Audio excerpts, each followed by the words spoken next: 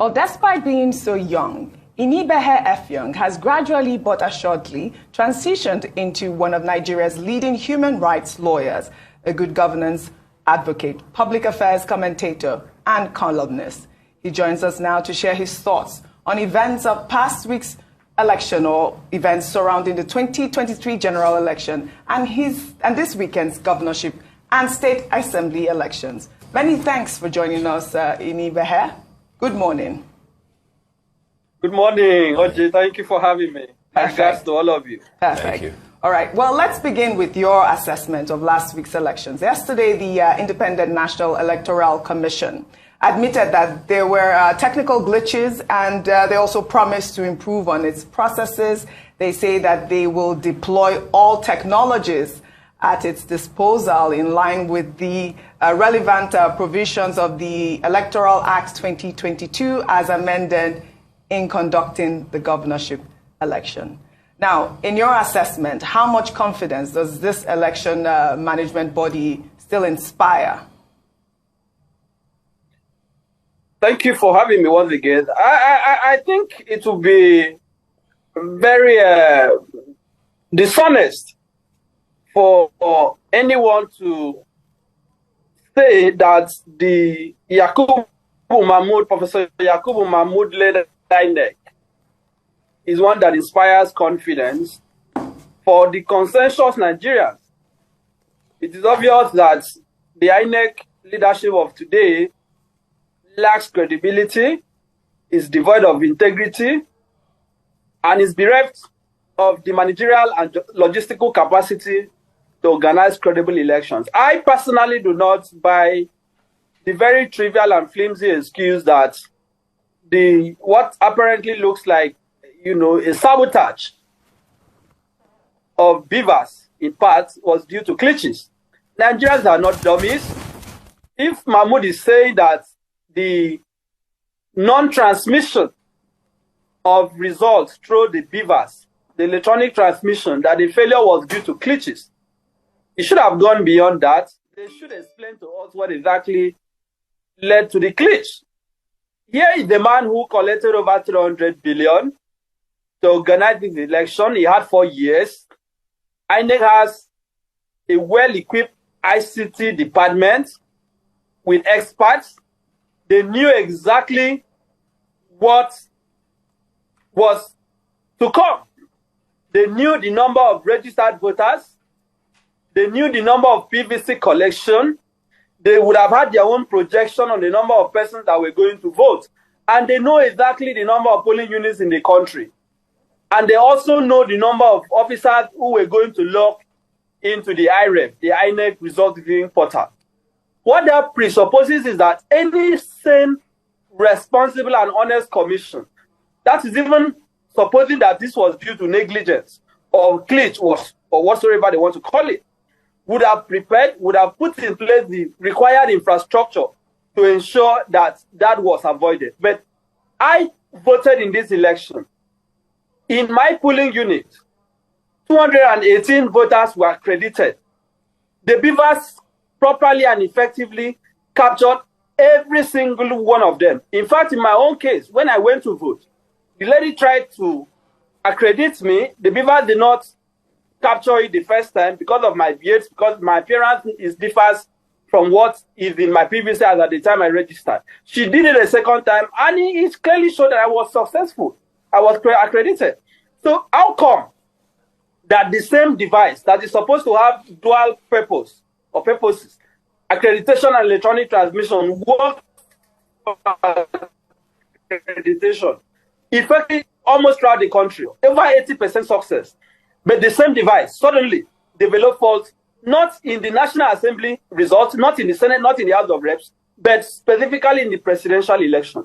This, for me, is a clear case of INEC abdicating from the promises they had made to Nigerians. For me, I am convinced that INEC had made up its mind to sabotage this process. Why this is particularly painful for me is that Mahmoud has basically succeeded in taking us back to the pre-2015 era, to the period under the 2010 Electoral Act, because we must recall where we are coming from. Under the 2010 Electoral Act, the Supreme Court said that the issue of the use of technology in our elections was not cognizable by the Act. Therefore, you have people like Nyesom Wike, Udom Emmanuel of Akwa Ibom, in Benue and several other states, whose elections were shown to have been conducted in violation of the requirements of the smart card reader in terms of accreditation. But the Supreme Court still validated those elections because the Act at that time did not recognize the use of technology. We now have the new Electoral Act of 2022, which in Section 60, subsection 5, makes it mandatory that results shall be transferred from the polling unit directly to the IREF, even though IREF is not mentioned in the Act. But the Act says that the manner of transfer or transmission shall be determined by the Commission. And Inec, pursuant to its powers under the Constitution and Electoral Act, issued the guidelines and regulations for the conduct of the 2023 elections, which I have read thoroughly. Clause 38, Clause 48, and several other clauses of that regulations makes it clear that there must be electronic transmission. And Mahmoud promised Nigerians this repeatedly. If you go on my Twitter, you will see I have even shared a document by Inec. Mahmoud at the Chatham House, several fora, even came out to say that reports that they were going to abandon the electronic transmission was fake news. And suddenly this same man wants us to believe that it was due to glitch. This was deliberate, this was intentional. Now, regarding his promise that this will be remedied in the governorship, I will advise Nigerians, do not take whatever Mahmoud says for it. This man has lost integrity. This man has lost credibility. A man who promised something repeatedly and failed to deliver. Why should we believe it? He claims, that there were some service people in INEC, who may have acted contrary to, what INEC wanted. I don't believe that. I think he's just trying to distract us. The truth of the matter is that this could not have been possible without the complicity of the chairman of INEC. And at the National Collation Center, agents of various political parties raised issues regarding the non-compliance, regarding the issue of the IREF. Mahmoud arrogantly to address that issue. Simply said was, go to court, which has become an insulting refrain for the political class in Nigeria. When they rig elections, they tell their opponents go to court. It's a way of taunting lawyers and the legal profession. Okay, Inibe, I mean, when you say that Nigerians should not trust what INEC is promising for next Saturday's elections, the governorship and the House of Assembly, are you not unwittingly encouraging voter apathy? Because when you say that, people will say, what's the point anyway, if there will still be issues with technology and if we can't trust INEC, people may not want to come out. That's one question. Second point is, does this come down to the bigger theory? In other words, the issues that INEC has admitted, happened during last Saturday's election, they are saying that it's not limited to just one part of the country or to just one political party, that it was widespread and therefore it was not targeted at anybody. Technology failed and human errors, of course, was complicit. Will that come to what the SDP presidential candidate was saying about the fact that somebody who rigged in the Southeast is blaming the person who rigged in the Northwest, and those who rigged in the North are blaming those who rigged in the Southwest? Is it the bigger theory, therefore? And why should we worry if all of them have issues all over the country? Can't we just hope that next Saturday's election will be a lot better and Nigerians can move on or go to court, as INEC has asked them to do? Well, thank you for your question. Regarding the first part of your question, I encourage Nigerians to go out and vote. We do not have a choice but to vote.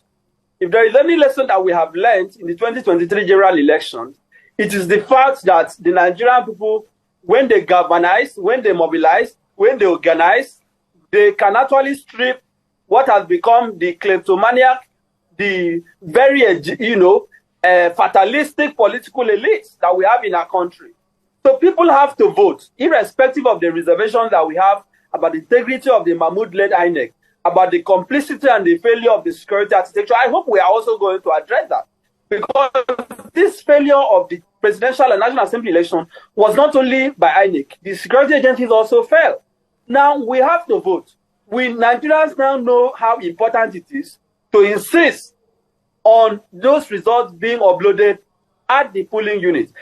I told you that I voted in the presidential election, and in my polling unit, I insisted that they must upload. In fact, even when other people were not showing interest in it, I insisted, and the gentle lady who came made repeated attempts and failed. So despite these reservations, we have to go out and vote, defend our votes, and then ensure that those results are uploaded.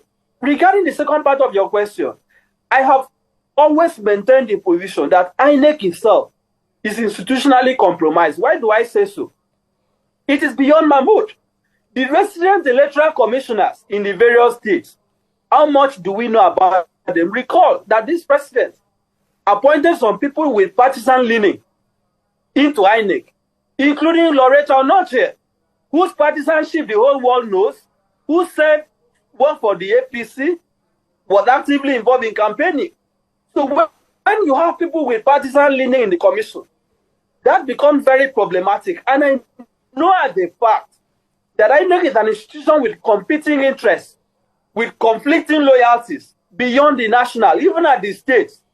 So if they are saying that the failure was not targeted at a specific person and was throughout the country, that only leads us to the irresistible conclusion that the entire process was faulty. They cannot have it both ways. They cannot say that it fell in all parts of the country and then turn out to say that the process was credible. What is clear to me is that if the IREF was allowed to function as intended by law, probably nobody would be talking about the integrity of that exercise, because the whole essence of the IREF, the whole essence of the electronic transmission is to ensure that as the voting is taking place, as the results are counted and announced and uploaded, you can sit in the comfort of your house and watch the traction and watch what is going on to avoid human interference. And here is the other painful part. The INEC regulation, the INEC guidelines, says that before a collation officer, a returning officer, can make any return, he has to ensure that the result as presented to him in the form ECH the form ECH series, the physical forms, tallies with what is in the IREF. Okay. How do you resolve that conflict? This is even a point that Mahmoud alluded to. How do you resolve that point, that issue, when the results were clearly not uploaded? Even as I speak to you, results are still being uploaded after election has been announced, whereas by law, this process ought to go pari passu. So if this thing was widespread, was nationwide, that only substantiates our position that the entire process was faulty. As far as I'm concerned, there was no technological, there was no glitch. INEC decided that they were going to abandon the use of beavers for electronic transmission for reasons best known to them. All right. That is why Nigerians have to be very watchful. That is why we have to watch whatever they are doing in the governorship election. All right. We don't have much time. I would like to ask you two questions. First, now the APC in Lagos, they are confident that they will win the gubernatorial election in Lagos. Well, some of them base their calculations on the fact that Bola Ahmed Tinubu, against all odds, clinched the presidential ticket. Others are saying that they are working twice as hard and are not leaving anything to chance, including attempts at even revisiting public dialogues and interactive platforms, which they had previously rejected in response to last week's unexpected electoral losses. I'd like your take on what you think their chances are. Secondly, the gubernatorial candidate of the Labour Party, Gbadebo Rhodes-Vivour, is calling for the change of the INEC rec in Lagos. We have also heard from supporters of the Labour Party and the party over the past month for his replacement or even sacking based on allegation of marginalization of the Igbos. The Labour Party is calling it a deliberate disenfranchisement of their core supporters. What do you make of all of this? Now, should INEC heed to this call, and do you think that there will be enough time, and should they review their personnel going into the gubernatorial elections next week, this Saturday? Regarding your first question, for me, I feel that the very rather strange and esoteric confidence of the APC in Lagos is actuated by their politics of bigotry.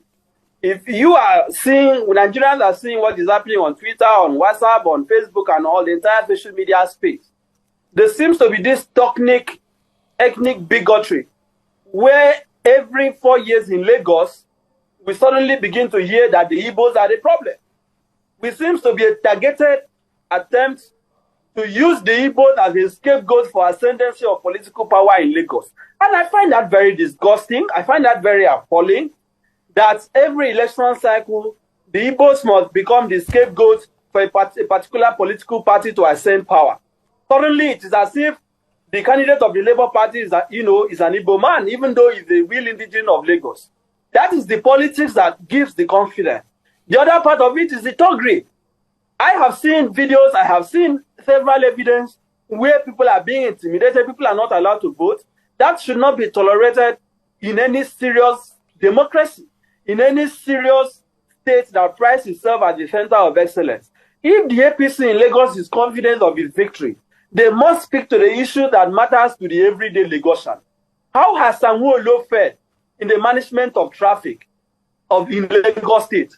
How has he fared even in relationship with the citizens? Look at how suddenly he has become an influencer on Twitter, interacting with Nigerians on social media overnight.